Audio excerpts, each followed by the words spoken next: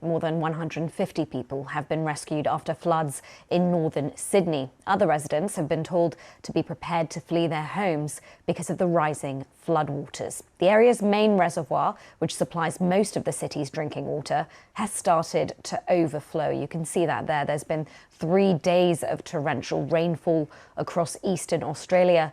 People living in parts of New South Wales have been told to stay indoors. It's important to note that flood levels in some of the rivers, particularly in Western Sydney, are continuing to rise, and that presents a real danger for some communities. So it's very important for those who live in communities that are low-lying, flood-prone areas that you continue to listen to emergency broadcasts from the SES.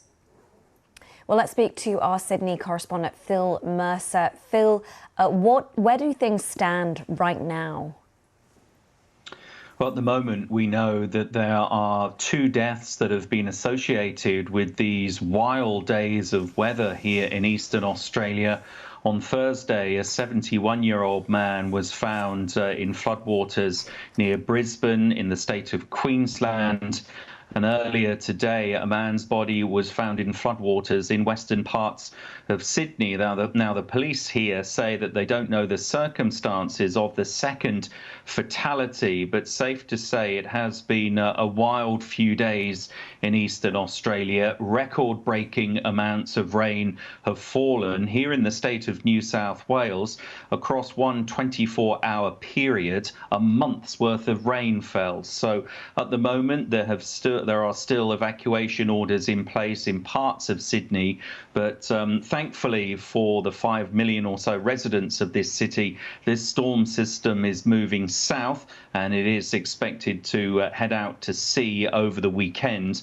But as you'd imagine, the flood warnings are continuing because all of that rain is flowing into rivers and creeks. Their levels are rising, so with them, the risk of flooding to low-lying areas.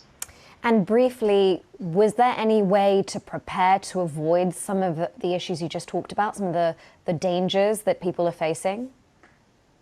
Australia is a land well used to nature's extremes. The authorities are very good at giving advance warnings to motorists, to homeowners and commuters, but still people find themselves facing peril. As you mentioned, dozens of people have had to be rescued by emergency services. So it is a mercy in a way that although 2 people have died, tragic, of course, for those family members left behind, but it is an indication that Australia is pretty good at giving warnings to its citizens when these extreme events rumble through communities in this country. All right. Thank you so much for that update.